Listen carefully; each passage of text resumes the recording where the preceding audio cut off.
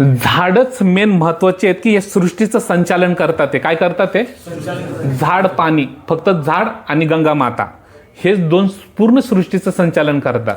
आणि लोक झाडाची किंमत ठेवतात का? नाही ठेवत. नुसतं कापतात आणि अनेक काय गोष्टी बनवण्यासाठी त्याचा वापर करतात. मनुष्यानी सर्व पृथ्वीवरचं काय काय गोष्टी नष्ट करून टाकलेले आहेत. काय केले त्यांनी? स्वतःचं तत्वज्ञान सुद्धा नष्ट केले मनुष्यांनी. समजलं की नाही? आज टेक्नॉलॉजी कुठं गेलेली, काय करते काय नाही. AI आले तर ती काय करते? ज्योतिष सांगते, सगळं सांगते, तुमचं पंचांग बिंचांग सगळं सांगते. कसं काय सांगते? पुस्तकी ज्ञान. पुस्तक त्याचे डाउनलोड करून ठेवलं म्हणून सांगते. पण मनुष्य एकमेव असा आहे जेवढं पण सिद्ध योगी, शुद्ध पुरुष, महायोगी, तपस्वी ह्या सर्वांनी पुराण काळात मध्ये आपल्या स्वतःवरती, शरीरावरती रिसर्च केलेलं आहे.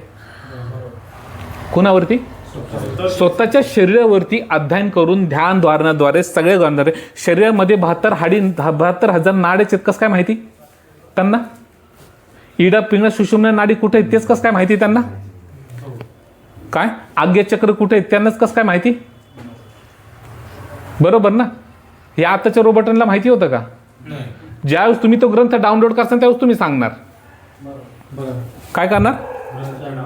त्या सॉफ्टवेअरमध्ये ज्यावेळेस ग्रंथ डाउनलोड करणार तो सांगणार. पण मनुष्य एक बुद्धीच एक अशी आहे की तो सर्वात श्रेष्ठवान आहे, पण सर्वात बुद्धिवान असून सुद्धा सर्वात मूर्ख आहे. काय आहे? मूर्ख आहे. आता त्या टायमामध्ये सुद्धा कलियुगच होता. ज्यावेळेस रामदेव महाराज वगैरे होते, कलियुगच होता. त्या कलियुगामध्ये ते 1400 वर्ष जगले. किती वर्ष जगले? 1400. काय अजून एक गोष्ट लक्षात ठेवा की त्या टायमाला ध्यानस्थ बसल्यामुळं काय होतं?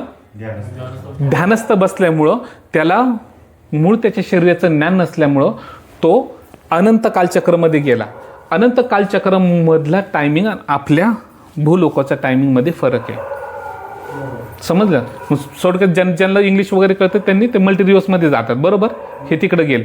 मग तिथं गेलो काय होतं माहिती आहे? तिथं टाईम वेगळा आहे. काय आहे? तिथं टाईम वेगळा. आपण इथं काय म्हणतो की आता आपण इथं भुयारात बसलोय. साधू संत काय करतात? मी बोलतो आता काय, मी तर अरण्यात जंगलात आहे, मी भुयारात आहे, त्याच्यामुळे मला काही टेन्शन नाही. माझ्या देहाला पण कोणी तिथं टच करणार नाही, का की मी सुरक्षा सर्व करून ठेवलेलं आहे. मग ते ध्यानस्थ बसतात. ते ध्यानस्थ बसल्यानंतर ते वेगळ्या डायमेन्शनमध्ये जातात.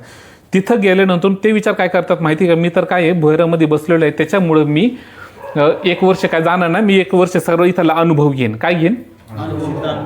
1 वर्ष मी अनुभव घेईन, किंवा 5 वर्ष अनुभव घेईन, किंवा 2 वर्ष अनुभव घेऊन, किंवा 5 महिने किंवा 2 महिने थांबतो, मग नंतर